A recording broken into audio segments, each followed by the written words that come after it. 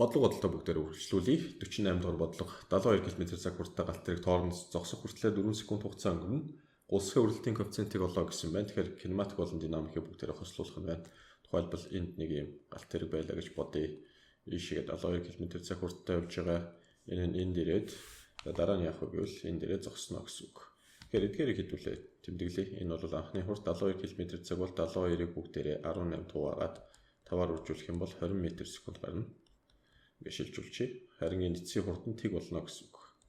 За энэ завсар яасан бэ гэхээр галт тэрэг тодорхой хурдталтай явж байгаа. Тэр хурдталыг олоо тэрийг массаар нь үржүүлчих юм бол үргэлтийн коэффициентийг олох үе таалга нэгднэ гэсэн үг. За бүгдээрээ энэ дээрээс кинематикийн тэгштэглийг бичих юм бол энэ нь эцсийн хурд, анхны хурд хасах нь а т гэдэг ингээд эцсийн хурд нь бол тэг болно. Анхны хурд нь 20 м/сек квадрат байсан юм а үржих нь 4, энэ дээрээс а гэдэг нь 5 м/сек квадрат байгааг олж болно гэсэн үг. Үргэлтийн коэффициентийг бол үргэлтийн коэффициентийг олохын тулд бүгдээрээ зураад харъя. Энэ дэшигээ n, доошоо mg, ийшээгээ үргэлт байгаа гэж бодчихъя. Тэгвэл f үргэлт дэшигээ n байгаа, доошоо mg байгаа. Үргэлтийг яаж болох вэ? Үргэлтийг бол бүгдээрээ үргэлтийн коэффициентийг гулсгын μg гэчихье. Тэгээд n-ээр үржүүлсэнтэй тэнцэнэ. Харин n гэдэг бол mg-тэй тэнцэж байгааг энэ дээрээс харж байгаа. Ингээд орлуулах юм бол μg mg тэр нь массыг үржих нь ата тэнцэн. Ингээд массууд нь хураагдаад энэ дээрээс μg гэдэг бол а гуах нь g болох нь байна. μg а-г сая олчихсан тэр нь 5, нөгөөх нь 10, 0.5 гэсэн үргэлтийн коэффициенттэй байх байж 49 10 м/сек хурдтай хөдлөх мөсөн голголтын тамирчин 100 м замын тал түрээ зогссон байна. Тэшүүр ба мөсний хоорондох гулсхын үргэлтийн коэффициентийг олоорой гэсэн байна. Анхны хурд нь хэд байсан бэ гэхээр 10 м/сек байсан. Эцэс сүүлдээ зогссон.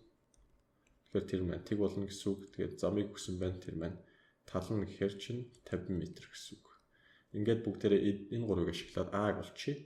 А гэвэл v0-ийн квадрат, v-ийн квадрат хасах нь 2ax.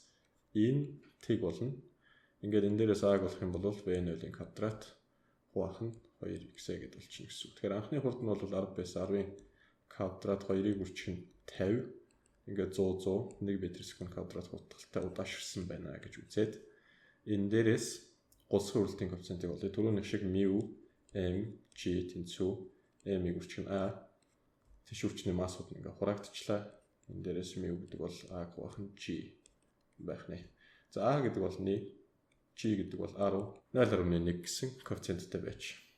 50 дугаар бодлого 72 км/цаг хурдтай хөдлөх машин хоормослоход хамгийн бага ямар зам туулаад зогсох юм бэ? Машины дугуйнууд ба зам хоорондох гулсхын үргэлтийн коэффициент нь ийм байна. Анхны хурдыг нь өгсөн байна 72 км/цаг буюу үүнийг м/сек рүү шилжүүлэх юм бол 18.5 20 м/сек гэдгийг 48 дугаар бодлогон дээр бид олсон зогсноо гэдэг нь эцсийн хурд нь тэг болно гэсэн үг. Ааха. Ямар зам туулаад зогсох вэ? X-ийг олооч гэсэн байна. За тэгвэл үргэлтийн коэффициентийг нь одоо энэ удаад өгчихсөн байна. За энэ дээрээс бүгдээрээ нэг зүйлийг бичээ. Тэр маань юу гэхээр эцсийн хурдны квадрат тэнцүү анхны хурдны квадрат хасах нь 2-ыг үржих нь а үржих нь x гэдэг ингээд биччихье. Эцсийн хурд нь бол энэ тэг байж байгаа. Энэ дээрээс x-ийг яаж болох вэ гэхээр v0-ийн квадратыг 2a хуваасан та тэнцэх нь. За ингээд бүгдээрээ туусан замыг олчих нь. Гэтэл a мэдэгдэхгүй байгаад байна. a-г бүгдээрээ олъё. a-г яаж болох вэ гэвэл тухайлбал энд машин байгаа гэдэг бүгдээрээ төсөөлөд үзье л дээ. Энд машин байгаа. Түүнд үйлчилж байгаа өчнүүдийг зуръя дахиад ингээд ийшээ ингээд f үрэлт үйлчилж байгаа n mg f үрэлт үйлчилж байгаа. Энэ үрэлтийн нөлөөгөөр хурдтал бий болж байгаа. Тэгэхээр энэ үрэлтийн нөлөөгөөр хурдтал бий болж байгаа бол үрэлтийн хөвчийг бүгдээрээ бичье. μ mg энэ бол n-ийг илэрхийлнэ. Энэ дээрээс μ 0.8 масс нь мэдэгдэхгүй байна. g нь бол 10. Ингээд 8 m гэдэг үрэлтийг нь тавьчихъя. Тэгвэл энэ үрэлтийн нөлөөгөөр бий болж байгаа тэр хүчийг тэнцүү m-ата тэнцүүлчих бүгдээрээ. Ингээд массууд нь хураагдаад a гэдэг бол 8 м/сек квадрат гарах нэ. Одоо бүгдээрээ эндээс x тэнцүү v0-ийн квадрат буюу 20-ийн квадрат тэр маань 400 хуваах нь 2-ыг үржих нь 8 2 8-ийн 16. За энэ дээрээс бодох юм байна. Утсаа ашиглая. 25 м гарсан байна. 25 м замыг туулаад зогсноо гэсэн санааг илэрхийлнэ. За 51 дугаар бодлогын бүгдээр бодъё. Тус бүр 2 кг 3 кг масстай 2 тайрцыг үл сунах нарийн утсаар холбож хэвтээ чиглэсэн 30 ньютон хүчээр татсан юм байна. Тайрц ба гадаргуу хооронд хүрэлтийн коэффициент 0.2 байсан бол системийн хурдтгалыг бол тайрцуудыг холбогдсны татах хүчийг олоо гэсэн байна. За өнгөрсөн хичээлүүд дээр бүгдээр мэдж байгаа. Нэг шууд нэгтгэхэд нэг том масс гэдээ үзчихье. За эдгээр үйлчлэх хүчнүүд нь юу вэ гэх юм бол нормал хүч байна, доошоо mg байна.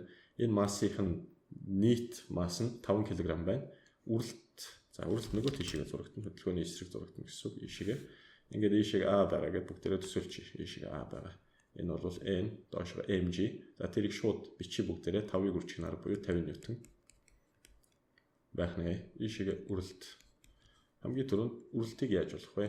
F үр гэдэг бол μ үржих нь n гэдэг. Энэ дээрээс n гэдэг нь 50 ньютон байх нь харагдчихэв. Ингээд үрэлтийг бүгдээрээ олъё. 0.2, 0.2-ыг үржих нь 50 ньютон. Дээрээс 10 ньютон үрэлтийн хүч гарч ирэх нэ. Энэ бол 10 ньютон байж. Ерөнхийдөө нэг ийм болчлаа. Энд бит маань байгаа. Ийшээгээ тодорхой хүчээр татж байгаа. Ийшээгээ үрэлтийн хүчээр татж байгаа. Энэ бол ингээд А хурдтгал. За энэ F тэнцүү 30 ньютон ийшээгээ үрэлтийн хүчин чангаагаад байгаа түүнийг 10 ньютоноор энэ хоёрын хооронд нь хасна нийтдээ 5 кг масстай гэдэг үзчихье. Хурдтгалыг хэрхэн яаж болох вэ? Мэдээж эдгээр хүчнүүдийн нийлбэрийг нь M тэнцүү А-тай тэнцвүүлээд олчихно гэсэн үг. 30-аас хасах нь 10. Яагаад вэ гэхээр эсрэг чиглэлтэй учраас ингээд 5-ыг үржих нь А 30-аас 10-аас 20 5/4 м/сек квадрат хурдталтай явж. Тайрцуудын хооронд холбох утасны татах хүчийг олохын тулд аль нэгэн тайрцыг зурах хангалттай байлаа. Хойд талынхын тайрцыг энд зурчих. Хойд талынхын тайрц бол ийм болно. За энэ дээрээс ийшээгээ T хүчээр татагдж байгаа 2 кг масстай үрэлт байгаа. За энэ үрэлт бол арай өөр учраас F үрэлт штрих гэж. μ 2-ыг үржих нь 10. За μ бол 0.2. 2 кг үржих нь G буюу 10. Энэ дээрээс хэд гарах вэ? 2-2-ын 4 гарах нь байна. 4 ньютон. Т мэдэгдэхгүй байгаа. Гэхдээ А мэдэгдэж байгаа. А-г сая усан тэр маань 4 байсан. Тэгвэл Т-гээс хасах нь 4 гэдэг бол 2-ыг үржих нь 4.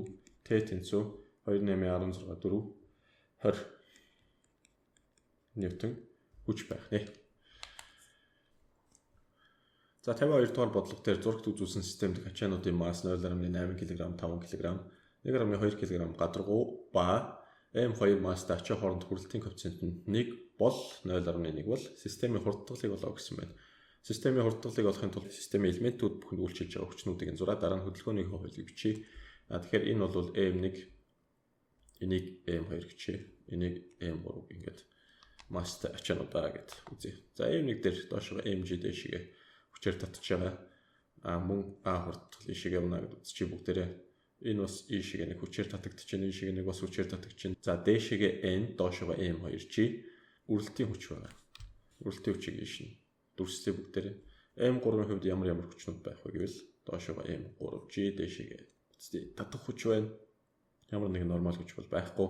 Хурдтгал байна гэдэг ингээд тэмдэглээд орхиё. За энийг бүгдээрээ T2 гэж нэг T2-ийг энэ M3g M3 1.2 10 оржуулад 12 ньютон байна гэж шууд ингээд тавьчихъя. Энэ бол нормал. Энэ M2g 0.5. За энэ 5 ньютон байж. Энд үүсэж байгаа утасны татах хүчийг T1, энд үүсэж байгаа утасны татах хүчийг T2 гэдэг энийг T1-ээр нь тэмдэглэжээ. Энэ харин үрэлт шүү.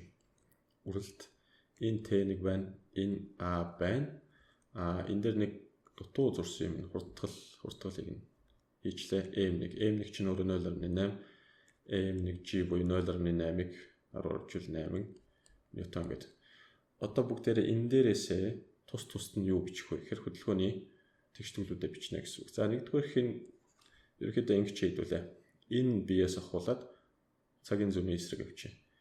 Энэ биеийн хурдтгалыг яаж бичих вэ гэвэл 12-оос хасах нь T2 тэнцүү 1.2a гэсэн үг. Энэ дээрээс T2 гэдэг нь 12-оос хасах нь 1.2a болох нэ. За энийг ингэ биччихлээ. Дараа. За голынх дээр ямар тэгштгэл бичих вэ гэвэл T2-оос хасах нь T1 хасах нь үрэлтийн хүч тэр маань μ үржих нь n. За тэгээд тэнцүү. За өөр ямар нэг хүч бол байхгүй байна. Энэ бол M2-ийг үржих нь A гэдэг ингээд тавьчих. Ингээ 3 дээр нь бол m1g тэр маань 8. T1-ээс хасах нь 8 тэнцүү 0.8 a. Ингээ бичиж энэ дээрс T1 гэдэг нь 0.8 a дээр нэмэх нь 8 байх нэ. За энэ T1 T2-ыг бол тэр голын 2 дугаар тэгшгэлд оруулуулчмаар харагдаж байна. Юу гэсэн үг вэ гэвэл 1 ба 3 дугаар энэ тэгшгэлийг хэд рүү оруулах вэ гэхээр 2 руу оруулуулаа биччихье. За T2 гэдэг бол энэ дээрээс 12-ыг хасах нь 1.2 a, хасах нь T1 0.8 a, хасах 8, хасах нь μ үржих нь n гэсэн. μ өгсөн байна 0.1.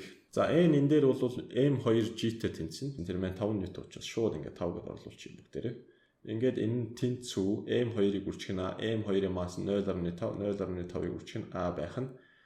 За ингээд энэ дээрээс юу болох вэ гэдгийг бүгдээрээ харъя. 4-өөс хасах нь 0.5 тэнцүү. Энэ хоёр нийлээд 2 болно. Ийшээ гараад 2.5 а болох нэ. Ингээд 3.5-ыг хуваах нь 2.5 a байж a гэдэг бол за бүгдээрээ тооны машинаар тооцоолъё. 1.4 байх нь 1.4 метр секунд квадрат. Системийн хурдтгалыг олгосон ингээд олчихлоо. За дараагийн бодлого 53 дугаар бодлогыг бодъё бүгдээрээ. Арцар гадаргүй бүхий налуугаар гулсах ачааны хурдтгалыг олоо гэсэн байна. Ачаан дээр үйлчилж байгаа хүчнүүдийг нэг нэгэнгүү зуръя. За шууд ийшээгээ n байх нь ойлгомжтой. Ийшээгээ мөн ийшээгээ ямар хүчнүүд байдгийг өнгөрсөн хичээл дээрээ санаарай. Ийшээгээ үрэлт байх нь ойлгомжтой. За тэгвэл энийг n гээ бүгдээрээ энийг үрэлтийн хүч гээ. Энэ хүч маань өөрөө mg косинус 37 байдгаа. Энэ хүч нь mg синус 37 байдгаа. Яагаад тэгэхээр бид нар x доошоогоо байгаа тэр хүчийг л 2 хувааж задлаад байгаа. X болон y босоо уулын хэвтэй тэнхлэгүүд дээр. Тийм учраас ийм болж байгаа гэсэн үг. За эдгээрийг шууд тоон утгыг нь тавьчихъя. Масс нь 2, g нь 10, 20, sin 37 0.6. Ингээд 12 ньютон байх нь. За ингээд 20-ыг дахиад 0.8-аар үржүүл 16 ньютон байх нэ. Үрэлтийг нь бичиж, үрэлт гэдэг бол μ үржих нь n байгаа. Гэтэл n нь энэ дээр mg бол биш байна. n-ийн эсрэг талд нь ямар хүч байгаа юм бэ гэхээр энэ n-ийн эсрэг талд энэ хүч байна. Тэр нь mg cos 37, тэр нь 16 гэсэн үг. Тэгэхээр хамгийн ихний тэгштэглээр f үр μ үржих нь n гэж биччихье. μ бол мэдэгдэхгүй байгаа юм уу? Мэдэгдэж 0.5. 0.5-ыг үржих нь n-ийг 16 ньютон гэж сая хэлсэн. Энэний тал нь гэдэг нь 8 ньютон байж. Аль тэнхлэг дээр гулгах вэ гэхээр x тэнхлэг дээр гулгах нь. Тийм учраас хурдтгалыг нь багш ингээд биччихье. Ингээд x тэнхлэг дээр хэдүүлээ. Хөдөлгөөний хуулиа бичье. Тэр нь mg sin 37. За 12 байсан. 12-оос хасах нь үрэлтийг сая 8 гэж болчлоо. Тэнцүү. За дахиад нэг хүч байна уу? Байна. Тэр нь 10 ньютон байсан юм байна.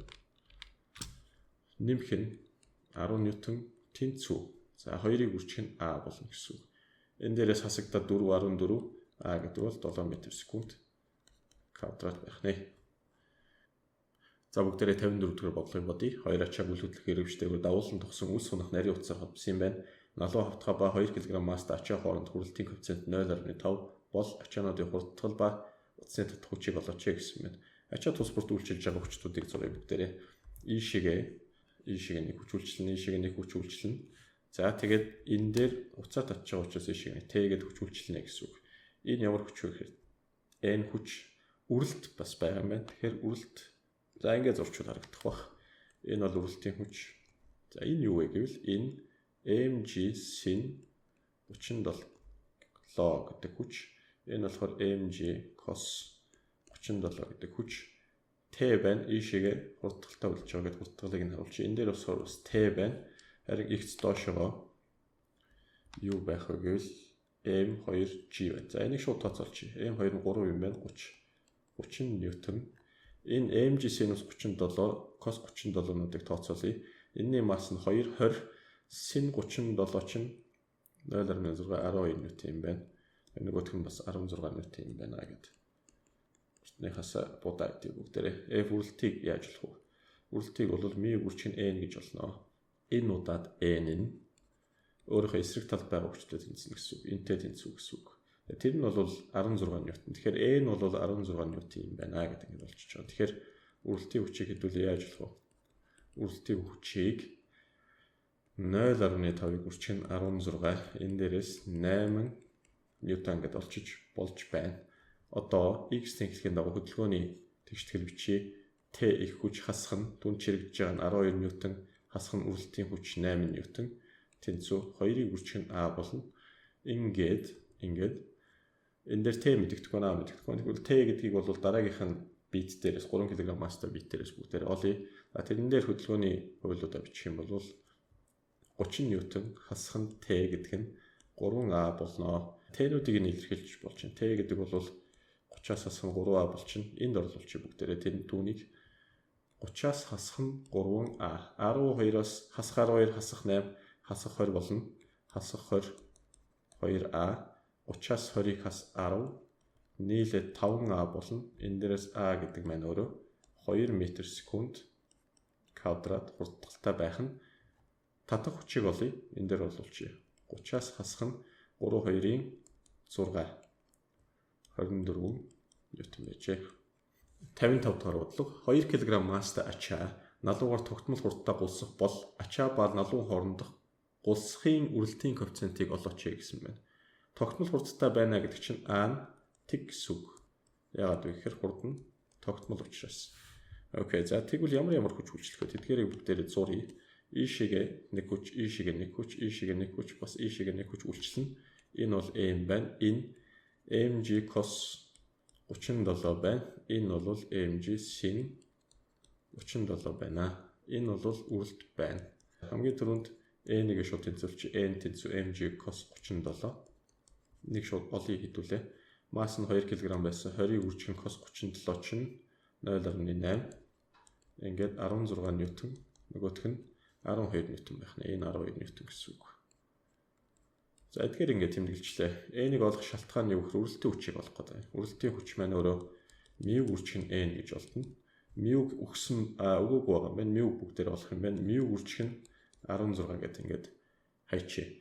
За x-ийн хэлхийн дагуу тогтмол хурцтай хөдөлгөнө гэдэг чинь юу гэсэн үг юм бэ гэвэл тэр 12 ньютон үрэлтийн хүчтэй тэнцэж байна гэсэн үг. Өөрөөр хэлбэл mg sin 37 гэдэг хүч нь хасах нь үрэлтийн хүч нь тэг байна гэсэн үг. Учир нь А тэг учраас m-ийг үржих нь тэг буюу тэг болно гэсэн санааг илэрхийлнэ. Энэ дээрээс F үрэлт гэдэг бол mg sin 37 тэрийг тооцоолчихсон 12 ньютон. Цаашлаад үрэлт нь өөрөө 16 μ байсан. μ гэдэг бол энэ дээрээс 12-ыг хуваах нь 16. За 4-т y 3.075 гэсэн хариу гарах нь үрэлтийн коэффициент байна. 56 бодъё бүгдээрээ. Зурагт үзүүлсэн төхөөргийн 2 ачаа тогтмол хурцтай хөдлөх бол налуу ба m2 масстай ачаа хоорондох гулсахын үрэлтийн коэффициентийг олооч гэсэн байна. За энэ дээр угаасаа байна л да. Кинетик үрэлтийн коэффициент нь буюу гулсахын үрэлтийн коэффициент нь хэд вэ гэж асуусан байна. Үйлчилж байгаа хүчнүүдийг нь бүгдээрээ зуръя. Эхнээс нь E шиг нэг T байх нь ойлгомжтой. T E шиг M1G. За энэ нэг E шиг нэг хүчтэй.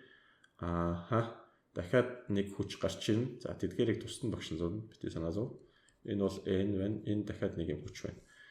Тэгвэл энэ налуу дээр байгааг жоохон тэгшин болгоод хэдүүлээ зурчих. Дээшige N байх юм байна. Доошоо нэг хүч байх юм байна. Хоошоо нэг хоёр хүчээр татагдаад байна. Энэ хоёр хүчийг ингээд зурчих багш. E шиг нэг T гэдэг хүчээр татагдаад байна. Энэ бол T N. Энэ юу болох вэ? Энэ бол M2G cos 53 болно гэсэн үг. Энэ хүч нь үрэлтийн хүч.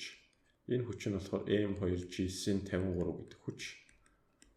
Нөгөөх нь дээр нь үлчилж байгаа хүчнүүдийг нь бол энэ дээр угаасаа харж байгаа хэрэг. Бүгдээрээ энийг A гэд энэ бас E шигээ тодорхой A хурдталтай явж байгаа гэд бүгдээрээ үзье. За тэгвэл N-ийг хамгийн түрүүнд зөвлөө олъё. Нэгдүгээр тэгштэл N тэнцүү M2G cos 53 байна. За энийг нэг айтайхан бичтээ. M2 чинь өгдөг байгаа юм. За бүгднийг нь үсгээр л гаргах юм даа бүгдээр. Cos 53 бол 0.6 G-гээр үржүүл 10 6 M2 гэдэг ингээд тавьчих. За дараа нь түүний эсрэг талд байгаа үрэлтийн хүчийг нь олъё. Үрэлтийн хүчийг нь F үр μ n гэж болно. Тэгэхээр μ мэдэгдэхгүй байгаа. μ үржих нь n. Тэр маань 6 m2. Тэгвэл энэ 6 μ m2 болох нэ. Эдгээрийг ингээд олчлоо хэвлээ. Одоо x тэнхлэг дээр буюу яг энэ налуугийн x тэнхлэг дээр хөдөлгөөний нэг тэгштгэл бичье. Тэрийг бол t-гээс хасах нь sin 53 0.8 12-жуулаад 8m2 гэж бичиж өгшин. 8m2 хасах нь f үрэлтийг 6 μ m2 гэж сая бичсэн. Тэгээд эдгээр нь тэнцүү m2-ыг үрчин a байх учиртай. За дөрөвт нь энэ одоо зүгдж байгаа энэ биен дээр бичиж бүгдээрээ m1g хасах нь t гэдэг бол m1-ийг үрчин a болох нь ойлгомжтой. Тэгэхээр одоо тоогоор оруулаад бичих юм бол 10m1 хасах нь t a-г бүгдээрээ m1 a гэдэг ингээд хийчихэ. Ингүүл яаж юм бүгдээрээ энэ t-г илэрхийлээ. t-гээ энэ даталийн 3 дугаар тэгштгэл рүү оруулчихъя. Энэ даталийн тэгштгэл дээрээс t гэдэг бол 10m1 хасах нь m1 a. Энийг энэ тэгштгэл рүү орлуулад тавьчихъя. 10m1 хасах нь m1 a хасах нь 8m2 хасах нь 6 μ m2 a болж хуурах нэ. За нэг сайн мэдээ гэвэл энд нэг ийм юм өгсөн байна. Юу гэвэл хоёр ачаа тогтмол хурдтай хөдөлнө гэсэн юм. Тогтмол хурдтай хөдөлнө гэдэг нь юу гэсэн үг юм бэ? Тогтмол хурдтай хөдөлнө гэдэг чинь тиг гэсэн үг. Тэнцүү тэгэл гэсэн үг. Тэгвэл энэ байхгүй болчихно. Энэ ингээд тиг болчихно. Энэ ингээд тиг болчихно. За цааныхын үлцэн ялгаад бичье. 10m1 хасах нь 8m2 6 μ m2 үлдэх нь энэ дээрээс μ болох гэсэн учраас μ-г нь дангаар үлдээгээд 10m1 хасах 8m2 хуваах нь 6m2 гэсэн хариу гарах нь байна. Хэрвээ тоо гэсэн бол тоо гэдгээр үсгний урд орлуулад бүгдээрээ гаргана гэсэн санаа.